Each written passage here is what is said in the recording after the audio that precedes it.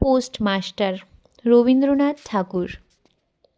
প্রথম কাজ আরম্ভ করিয়াই উলাপুর গ্রামে পোস্টমাস্টারকে আসিতে হয়। গ্রামটি অতি সামান্য, নিকটে একটি নীলকুঠি আছে, তাই কুঠির সাহেব অনেক জোগাড় করিয়া এই নূতন পোস্ট অফিস স্থাপন করাইয়াছে। আমাদের পোস্টমাস্টার কলিকাতার ছেলে। জলের মাছকে ডাঙায় তুলিলে যেরকম হয়, এই গণ্ডগ্রামের মধ্যে আসিয়া পোস্টমাস্টারেরও সেই দশা উপস্থিত হইয়াছে। একখানি অন্ধকার আটচালার মধ্যে তাহার আপিস, অদূরে একটি পানাপুকুর এবং তাহার চারিপারে জঙ্গল। কুঠির গোমস্তা প্রভৃতি যে সকল কর্মচারী আছে তাহাদের ফুরসৎ প্রায় নাই, এবং তাহারা ভদ্রলোকের সহিত মিশিবার উপযুক্ত নহে। বিশেষত কলিকাতার ছেলে ভালো করিয়া মিশিতে জানে না। অপরিচিত স্থানে গেলে হয় উদ্ধত হয়, নয় অপ্রতিভ হইয়া থাকে। এই কারণে স্থানীয় লোকের সহিত তাহার মেলামেশা হইয়া ওঠে না। অথচ হাতে কাজ অধিক নাই। কখনো কখনো দুটো একটা কবিতা লিখিতে চেষ্টা করেন। তাহাতে এমন ভাব ব্যক্ত করিয়াছেন যে সমস্ত দিন তরু পল্লবের কম্পন এবং আকাশের মেঘ দেখিয়া জীবনের বড় সুখে কাটিয়া যায়। কিন্তু অন্তর্যামী জানেন, যদি আরব্য উপন্যাসের কোনো দৈত্য আসিয়া এক রাত্রের মধ্যে এই শাখা পল্লব সমেত সমস্ত গাছগুলা কাটিয়া পাকা রাস্তা বানাইয়া দেয় এবং সারি সারি অট্টালিকা আকাশের মেঘকে দৃষ্টিপথ হইতে রুদ্ধ করিয়া রাখে, তাহা হইলে এই আধমরা ভদ্র সন্তানটি পুনশ্চ নবজীবন লাভ করিতে পারেন। পোস্টমাস্টারের বেতন অতি সামান্য, নিজে রাঁধিয়া খাইতে হয়, এবং গ্রামের একটি পিতৃমাতৃহীন অনাথা বালিকা তাহার কাজকর্ম করিয়া দেয়। চারিটি চারিটি খাইতে পায়। মেয়েটির নাম রতন, বয়স 12-13। বিবাহের বিশেষ সম্ভাবনা দেখা যায় না। সন্ধ্যার সময় যখন গ্রামের গোয়াল ঘর হইতে ধূমকুণ্ডলায়িত হইয়া উঠিত, ঝোপে ঝোপে ঝিল্লি ডাকিত, দূরে গ্রামের নেশাখোর বাউলের দল খোল করতাল বাজাইয়া উচ্চৈস্বরে গান জুড়িয়া দিত, যখন অন্ধকার দাওয়ায় একলা বসিয়া গাছের কম্পন দেখিলে কবির হৃদয়েও ঈষৎ হৃৎকম্প উপস্থিত হইত, তখন ঘরের কোণে একটি ক্ষীণশিখা প্রদীপ জ্বালিয়া পোস্টমাস্টার ডাকিতেন, রতন। রতন দ্বারে বসিয়া এই ডাকের জন্য অপেক্ষা করিয়া থাকিত, কিন্তু এক ডাকেই ঘরে আসিত না। বলিত, কি গা বাবু, কেন ডাকছ? পোস্টমাস্টার, তুই কি করছিস? রতন, এখনই চুলো ধরাতে যেতে হবে হেসেলের। পোস্টমাস্টার, তোর হেসেলের কাজ পড়ে হবে এখন, একবার তামাকটা সেজে দিত। অনতি বিলম্বে দুটি গাল ফুলাইয়া কলিকায় ফু দিতে দিতে রতনের প্রবেশ। হাত হইতে কলিকাটা লইয়া পোস্টমাস্টার ফস করিয়া জিজ্ঞাসা করে, আচ্ছা রতন, তোর মাকে মনে পড়ে?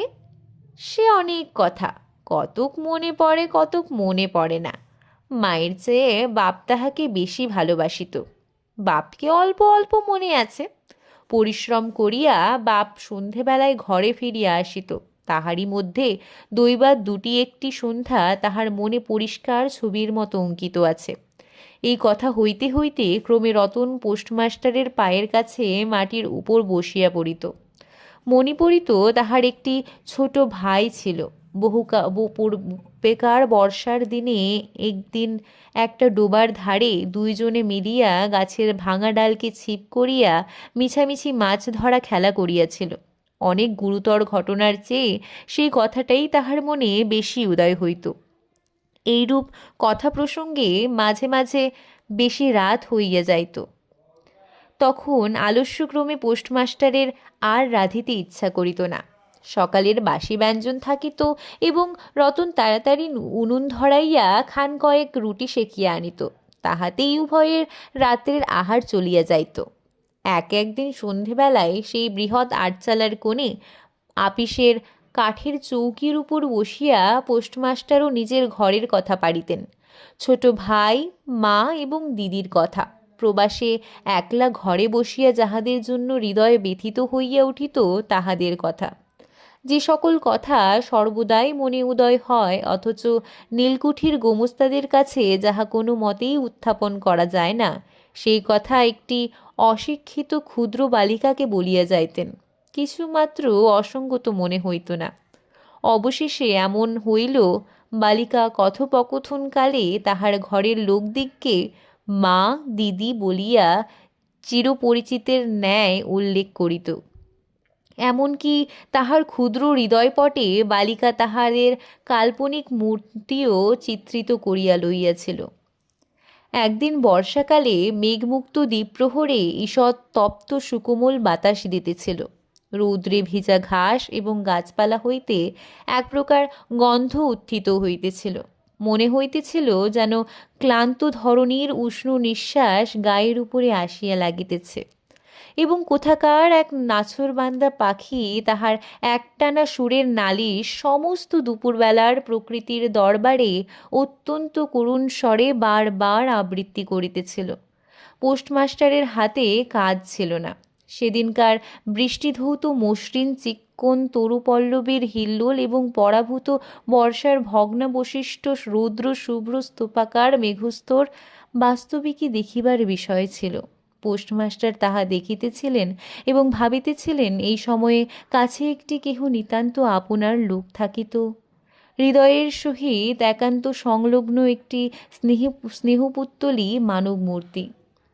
ক্রমে মনে হইতে লাগিল সেই পাখি ওই কথাই বারবার বলিতেছে, এবং এই জনহীন তরুচ্ছায়া নিমগ্ন মধ্যাহ্নের পল্লব মর্মরের অর্থ ও কতকটা ঐরূপ। কেহ বিশ্বাস করে না এবং জানিতেও পারে না, কিন্তু ছোট পল্লীর সামান্য বেতনের সাপ পোস্টমাস্টারের মনে গভীর নিস্তব্ধ মধ্যাহ্নে দীর্ঘ ছুটির দিনে এইরূপ একটা ভাবের উদয় হইয়া থাকে। পোস্টমাস্টার একটা দীর্ঘ নিঃশ্বাস ফেলিয়া ডাকিলেন, রতন। রতন তখন পেয়ারা তলায় পা ছড়াইয়া দিয়া কাঁচা পেয়ারা খাইতেছিল। প্রভুর কণ্ঠস্বর শুনিয়া অবিলম্বে ছুটিয়া আসিল। হাঁপাইতে হাঁপাইতে বলিল, দাদাবাবু ডাকছ?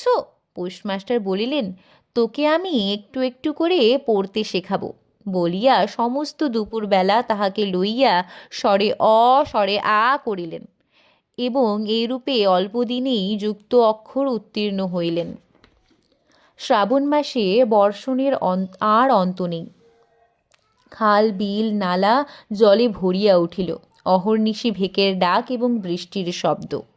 গ্রামের রাস্তায় চলাচল প্রায় এক প্রকার বন্ধ। নৌকায় করিয়া হাটে যাইতে হয়। একদিন প্রাতঃকাল হইতে খুব বাদলা করিয়াছে। পোস্টমাস্টারের ছাত্রীটি অনেকক্ষণ দ্বারের কাছে অপেক্ষা করিয়া বসিয়াছিল, কিন্তু অন্যদিনের মতো যথাসাধ্য নিয়মিত ডাক শুনিতে না পাইয়া আপনি খুঙ্গিপুঁথি লইয়া ধীরে ধীরে ঘরের মধ্যে প্রবেশ করিল। দেখিল পোস্টমাস্টার তাহার খাটিয়ার উপর শুইয়া আছেন। বিশ্রাম করিতেছেন মনে করিয়া অতি নিঃশব্দে পুনশ্চ ঘর হইতে বাহিরে যাইবার উপক্রম করিল। সহসা শুনিল রতন। তাড়াতাড়ি ফিরিয়া গিয়া বলিল, দাদাবাবু ঘুমোচ্ছিলে? পোস্টমাস্টার কাতর স্বরে বলিলেন, শরীরটা ভালো বোধ হচ্ছে না, দেখ তো আমার কপালে হাত দিয়ে। এই নিতান্ত নিঃসঙ্গ ঘর প্রবাসে ঘন বর্ষায় রোগকাতর শরীরে একটুখানি সেবা পাইতে ইচ্ছা করে। তপ্ত ললাটের উপর শাখা পড়া কোমল হস্তের স্পর্শ মনে পড়ে। এই ঘোর প্রবাসে রোগ যন্ত্রণায় স্নেহময়ী নারীরূপে জননী ও দিদি পাশে বসিয়া আছেন, এই কথা মনে করিতে ইচ্ছা করে, এবং এই স্থলে প্রবাসীর মনের অভিলাষ ব্যর্থ হইল না। বালিকা রতন আর বালিকা রহিল না। সেই মুহূর্তেই সে জননীর পদ অধিকার করিয়া বসিল। বৈদ্য ডাকিয়া আনিল, যথাসময়ে বটিকা খাওয়াইল। সারা রাত্রি শিয়রে জাগিয়া রহিল।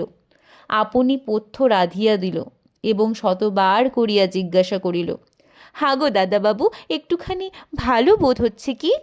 বহুদিন পরে পোস্টমাস্টার ক্ষীণ শরীরে রোগশয্যা ত্যাগ করিয়া উঠিলেন। মনে স্থির করিলেন, আর নয়, এখান হইতে কোনো মতো বদলি হইতে হইবে। স্থানীয় অস্বাস্থ্যের উল্লেখ করিয়া তৎক্ষণাৎ কলিকাতায় কর্তৃপক্ষদের নিকট বদলির হইবার জন্য দরখাস্ত করিলেন।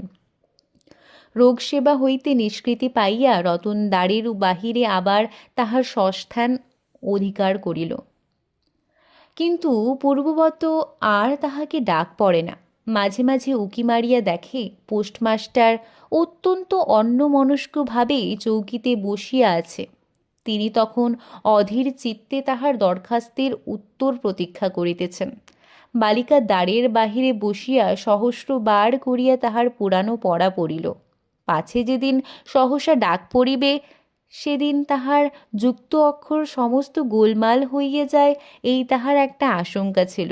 অবশেষে সপ্তাহখানেক পরে একদিন সন্ধেবেলায় ডাক পড়িল। উদ্বেলিত হৃদয়ে রতন গৃহের মধ্যে প্রবেশ করিয়া বলিল, দাদাবাবু, আমাকে ডাকছিলে? পোস্টমাস্টার বলিলেন, রতন, কালই আমি যাচ্ছি। রতন, কোথায় যাচ্ছ দাদাবাবু? পোস্টমাস্টার, বাড়ি যাচ্ছি। রতন, আর কবে আসবে? পোস্টমাস্টার, আর আসব না। রতন আর কোনো কথা জিজ্ঞাসা করিল না। পোস্টমাস্টার আপনি তাহাকে বলিলেন তিনি বদলির জন্য দরখাস্ত করিয়াছিলেন। দরখাস্ত নামঞ্জুর হইয়াছে, তাই তিনি কাজে জবাব দিয়া বাড়ি যাইতেছেন। অনেকক্ষণ আর কেহ কোনো কথা কহিল না। মিট মিট করিয়া প্রদীপ জ্বলিতে লাগিল এবং এক স্থানে ঘরের জীর্ণ চাল ভেদ করিয়া একটি মাটির সরার উপর টপ টপ করিয়া বৃষ্টির জল পড়িতে লাগিল। কিছুক্ষণ পরে রতন আস্তে আস্তে উঠিয়া রান্নাঘরে রুটি সে গড়িতে গেল। অন্যদিনের মতো তেমন চটপট হইল না। বোধ করি মধ্যে মধ্যে মাথায় অনেক ভাবনা উদয় হইয়াছিল। পোস্টমাস্টারের আহার সমাপ্ত হইলে পর বালিকা হঠাৎ তাহাকে জিজ্ঞাসা করিল, দাদাবাবু, আমাকে তোমাদের বাড়ি নিয়ে যাবে? পোস্টমাস্টার হাসিয়া কহিলেন, সে কি করে হবে? ব্যাপারটা যে কি কি কারণে অসম্ভব তাহা বালিকাকে বুঝানো আবশ্যক বোধ করিলেন না। সমস্ত রাত্রি স্বপ্নে এবং জাগরণে বালিকার কানে পোস্টমাস্টারের হাস্যধ্বনির কণ্ঠস্বর বাজিতে লাগিল, সে কি করে হবে। ভোরে উঠিয়া পোস্টমাস্টার দেখিলেন তাহার স্নানের জল ঠিক আছে। কলিকাতার অভ্যাস অনুসারে তিনি তোলা জলে স্নান করিতেন। কখন তিনি যাত্রা করিবেন সে কথা বালিকা কি কারণে জিজ্ঞাসা করিতে পারে নাই। পাছে প্রাতঃকালে আবশ্যক হয়, এই জন্য রতন তত রাত্রে নদী হইতে তাহার স্নানের জল তুলিয়া আনিয়াছিল। স্নান সমাপন হইলে রতনের ডাক পড়িল। রতন নিঃশব্দে গৃহে প্রবেশ করিল এবং আদেশ প্রতীক্ষায় একবার নীরবে প্রভুর মুখের দিকে চাহিল।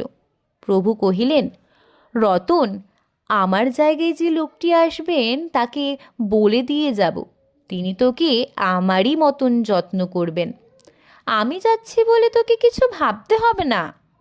এই কথাগুলি যে অত্যন্ত স্নেহগর্ভ এবং দয়ার্দ্র হৃদয় হইতে উত্থিত সে বিষয়ে কোনো সন্দেহ নাই। কিন্তু নারী হৃদয় কে বুঝিবে? রতন অনেক দিন প্রভুর অনেক তিরস্কার নীরবে সহ্য করিয়াছে, কিন্তু এই নরম কথা সহিতে পারিল না। একেবারে উচ্ছ্বসিত হৃদয়ে কাঁদিয়া উঠিয়া কহিল, না না, তোমায় কাউকে কিছু বলতে হবে না, আমি থাকতে চাইনে। পোস্টমাস্টার রতনের এইরূপ ব্যবহার কখনো দেখেন নাই, তাই অবাক হইয়া রহিলেন। নূতন পোস্টমাস্টার আসিল, তাহাকে সমস্ত চার্জ বুঝাইয়া দিয়া পুরাতন পোস্টমাস্টার গমনোন্মুখ হইলেন। যাইবার সময় রতনকে ডাকিয়া বলিলেন, রতন, তোকে আমি কখনো কিছু দিতে পারিনি, আজ যাবার সময় তোকে কিছু দিয়ে গেলুম, এতে তোর দিন কয়েক চলবে। কিছু পথ খরচা বাদে তাহার বেতনের যত টাকা পাইয়াছিলেন পকেট হইতে বাহির করিলেন। তখন রতন ধুলায় পড়িয়া তাহার পা জড়াইয়া ধরিয়া কহিল, দাদাবাবু, তোমার দুটি পায়ে পড়ি, তোমার দুটি পায়ে পড়ি, আমাকে কিছু দিতে হবে না, তোমার দুটি পায়ে পড়ি, আমার জন্যে কাউকে কিছু ভাবতে হবে না, বলিয়া এক দৌড়ে সেখান হইতে পলাইয়া গেল। ভূতপূর্ব পোস্টমাস্টার নিঃশ্বাস ফেলিয়া হাতে কার্পেটের ব্যাগ ঝুলাইয়া কাঁধে ছাতা লইয়া মুটের মাথায় নীল ও শ্বেত রেখায় চিত্রিত টিনের প্যাটরা তুলিয়া ধীরে ধীরে নৌকাভিমুখে চলিলেন। যখন নৌকায় উঠিলেন এবং নৌকা ছাড়িয়া দিল, বর্ষা বিস্ফারিত নদী ধরনের উচ্ছ্বলিত অশ্রুরাশির মতো চারিদিকে ছলছল করিতে লাগিল। তখন হৃদয়ের মধ্যে অত্যন্ত একটা বেদনা অনুভব করিতে লাগিলেন। একটি সামান্য গ্রাম্য বালিকার করুণ মুখচ্ছবি যেন এক বিশ্বব্যাপী বৃহৎ অব্যক্ত মর্মব্যথা প্রকাশ করিতে লাগিল। একবার নিতান্ত ইচ্ছা করিল ফিরিয়া যাই, জগতের ক্রূর বিচ্যুত সেই অনাথিনীকে সঙ্গে করিয়া লইয়া আসি। কিন্তু তখন পালে বাতাস পাইয়াছে, বর্ষার স্রোত খরতর বেগে বহিতেছে, গ্রাম অতিক্রম করিয়া নদীকূলের শ্মশান দেখা গিয়াছে, এবং নদী প্রবাহে ভাসমান পথিকের উদাস হৃদয়ে এই তত্ত্বের উদয় হইল। জীবনে এমন কত বিচ্ছেদ, কত মৃত্যু আছে, ফিরিয়া ফল কি? পৃথিবীতে কে কাহার? কিন্তু রতনের মনে কোনো তত্ত্বের উদয় হইল না। সে সেই পোস্ট অফিস গৃহের চারিদিকে কেবল অশ্রুজলে ভাসিয়া ঘুরিয়া ঘুরিয়া বেড়াইতেছিল। বোধ করি তাহার মনে ক্ষীণ আশা জাগিতেছিল, দাদাবাবু যদি ফিরিয়া আসে। সেই বন্ধনে পড়িয়া কিছুতেই দূরে যাইতে পারিতেছিল না। হায় বুদ্ধিহীন মানব হৃদয়, ভ্রান্তি কিছুতেই ঘোচে না। যুক্তিশাস্ত্রের বিধান বহু বিলম্বে মাথায় প্রবেশ করে। প্রবল প্রমাণকেও অবিশ্বাস করিয়া মিথ্যা আশাকে দুই বাহুপাশে বাঁধিয়া বুকের ভিতরে প্রাণপণে জড়াইয়া ধরা যায়। অবশেষে একদিন সমস্ত নাড়ি কাটিয়া হৃদয়ের রক্ত শুষিয়া সে পলায়ন করে। তখন চেতনা হয় এবং দ্বিতীয় ভ্রান্তি পাশে পড়িবার জন্য চিত্ত ব্যাকুল হইয়া ওঠে।